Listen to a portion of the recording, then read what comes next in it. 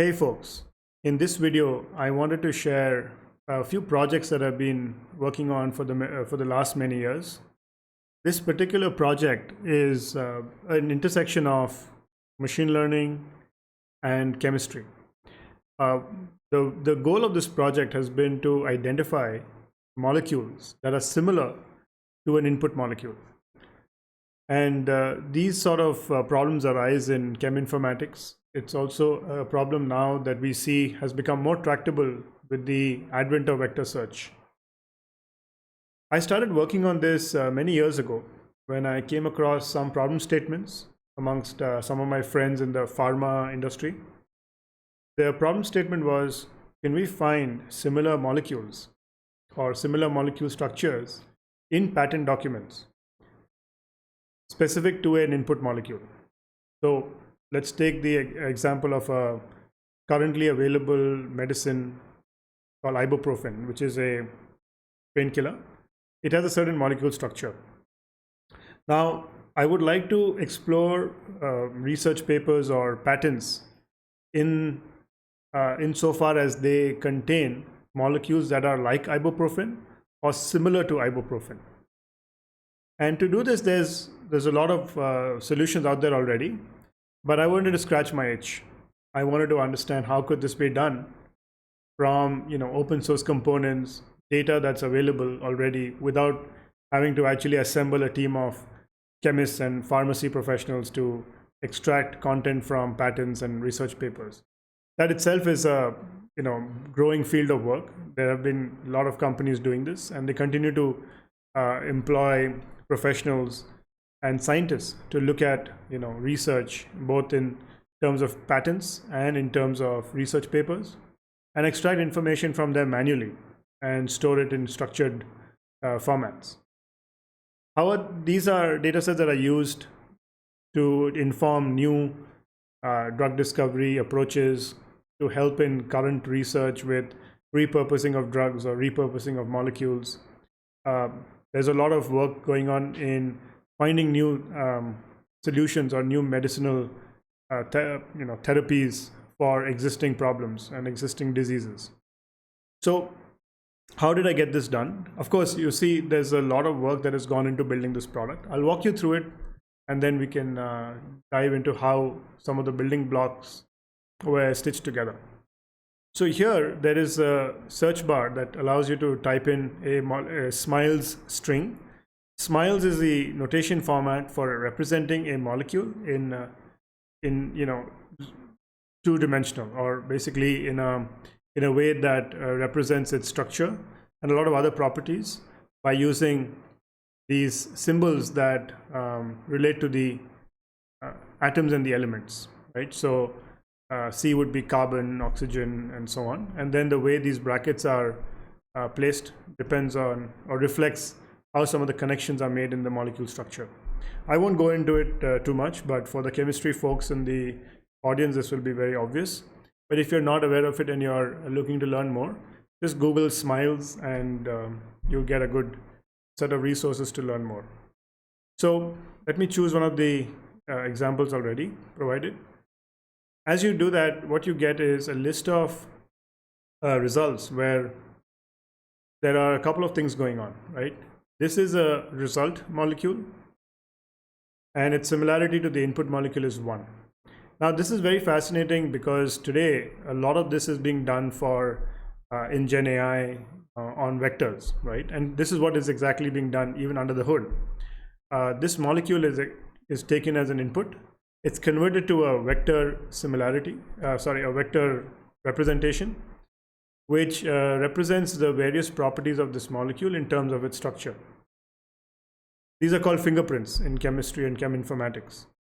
So a fingerprint is extracted, which is nothing but a vector, like I said, and it's compared to other fingerprints that are already stored in the database. And I'll show you how some of this is done, but let's look at the results. So this is a result of a match with the input molecule where the fingerprint similarity is 1. And then as you scroll down, you'll see other molecules with the same similarity, but their structures are slightly different. And as you scroll down, you'll see the similarity reduces. This is 0.83. And the similarity method used is Tanimoto coefficient. Now, what you can see is this particular molecule, right, exists in all of these patterns. So what I'm trying to showcase here is that given an input molecule, let me find patterns that have the same molecule or a similar molecule. As you can see, this molecule that was part of the result set appears in all of these patterns. Okay, there are more. And each pattern is represented with this UI card. You have the title of the patent, the abstract, what are some of the categories into which it was filed, and the applicant of that patent.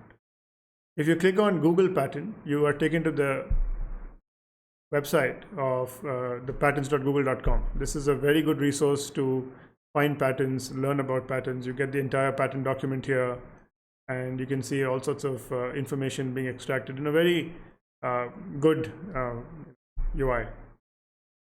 You can also extract the AI-powered analysis. And so what we have done here is we've taken the patent document, and with the abstract, we've queried ChatGPT to identify scientific and technical aspects of that particular patent abstract, potential areas of research, potential areas of freedom to operate.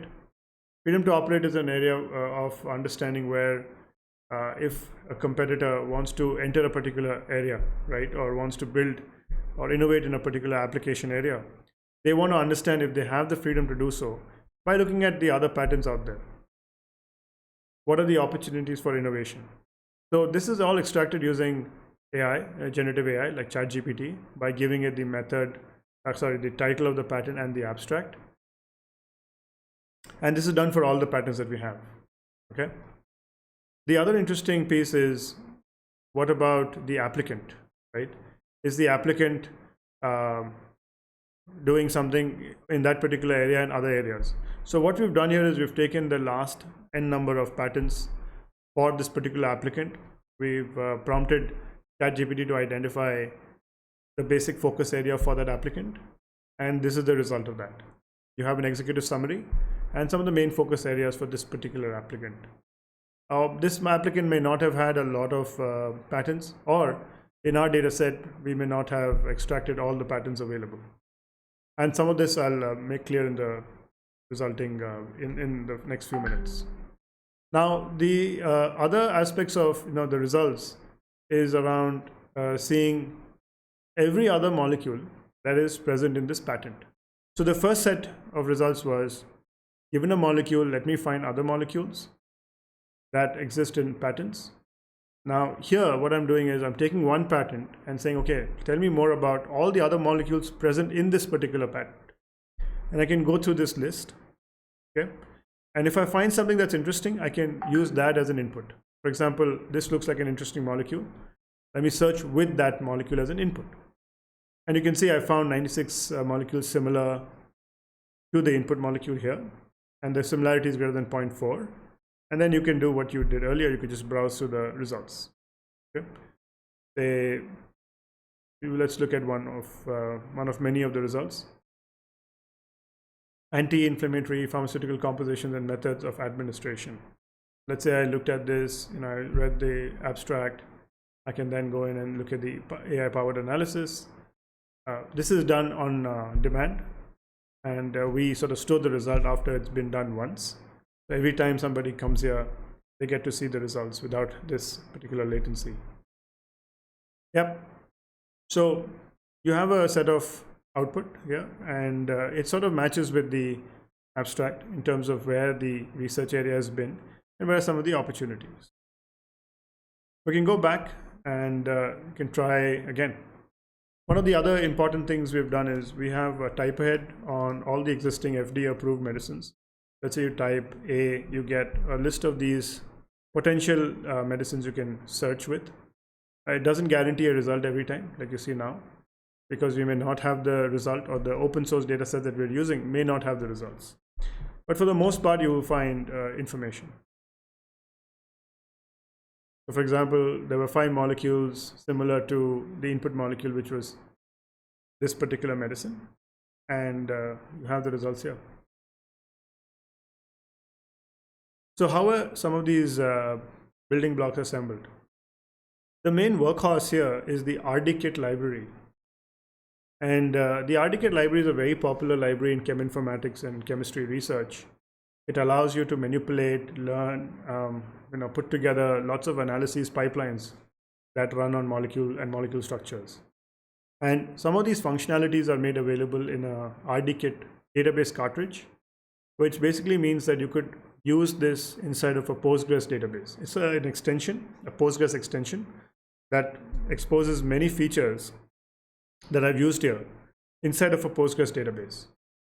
And once you start using this, all you have to do really is extract information from various sources, which are basically a smile string and your molecule information, and load it up into a Postgres database. And you can use all sorts of analytical functions available inside of the RDKit extension. So this is the main component that allows me to do fingerprint extraction of a molecule structure, then fingerprint similarity between two molecules. It allows me to do structure search. It extracts molecule properties. It does a bunch of things like that. And this documentation will help you identify all the features available in the RDKit cartridge. Two other data sets, or the other data sets that I'm using to build the final product, is one, the patents view dataset, which provides the USPTO, United States Patent Office, data about patent applications. It goes into a lot of depth in terms of identifying or sharing data that's very well formatted about patents, the title, abstract, claims, description text, who are the applicants, disambiguation of the applicant names, and a whole bunch of information that's freely downloadable. And it's fairly recent. As you can see, it's as recent as September 20th, 2023, which is less than a month ago. So you get a lot of good data here, and it's very well formatted. You don't have to do a lot of post-processing to make this usable. Very easy to download and start using. So this gives you the information about the patents in terms of the text and the abstract, along with the patent ID.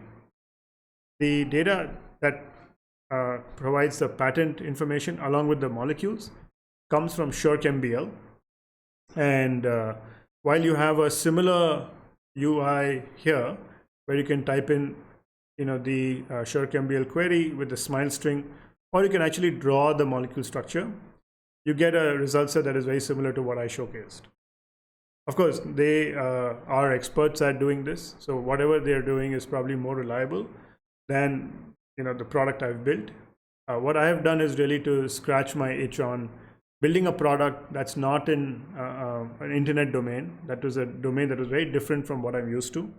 I don't have a chemistry background, but I was very curious about how vector search, fingerprints, which are really just features or extracted features from a molecule structure, and the ability to build a UI that is engaging and shows data in a very useful way comes together. So with SureChemBL, the dataset that you will get will complete the picture. From patent views, you were able to get the patent ID, title, abstract, claims, all of that other information. Very useful if you wanted to apply text search. And from SureChemBL, you will be able to extract the patent ID and the data around the molecule structure itself and where it appears in the patent.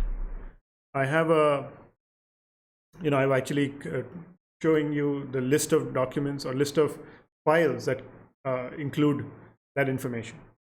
So if you're on the SureChemBL website, you can go to the download section, and then it connects you to an FTP server. You can join in as guest, and you see this list of files.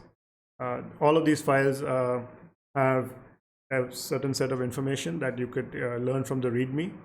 And once you have this information, you need to set up the Postgres database and get to work.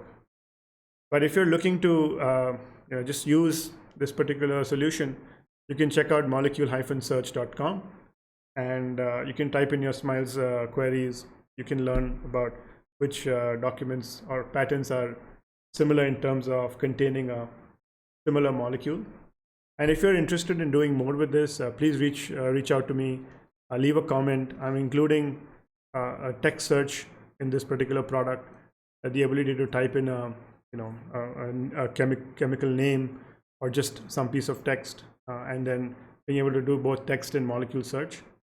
Also, I'm contemplating building a chatbot on patents. The challenge there is, there are a large number of patents. I want it to be a bit comprehensive, not focus only on chemistry patents. But in the beginning, I might just use chemistry patents as a base, and then build a Q&A bot, which is powered by large language models, and sort of like a retrieval augmented generation pipeline. Yeah, this is it. I think this is a experiment that was very interesting for me, learning to build this. Of course, the UI, the UI components, the UX was built by a team that I hired to use React, Next.js to build all of this, the front end. And on the back end, I sort of set up the Postgres database, used an RDKit Postgres extension, installed Docker image, and then the team helped insert the data and sort of build out the full product. So this team that I hired were folks who had great experience on Next.js and React, whereas I was coming in and helping them sort of figure out what are the queries to stitch the data together, how do you join between Shirk MBL dataset and the patents view dataset, how do you sort of aggregate and store the data so that when queries come in, you're able to provide the results very quickly, and some of the design aspects of this particular product. I hope the chemistry folks in the audience would like to learn more, and please feel free to reach out to me, leave some comments. There's a lot of work that we have done with RDKit that I'm more than happy to share with you. If you're looking for a RDKit tutorial on how you could use some of this information and build like machine learning pipelines on molecules, I'm more than happy to do a video on that. I have some experience with it, and I can share whatever I know. And thanks for listening today. This has been a great journey for me with the product, and I hope to dig into this more in future videos. If you found value in this video, please do subscribe and keep listening. Thank you.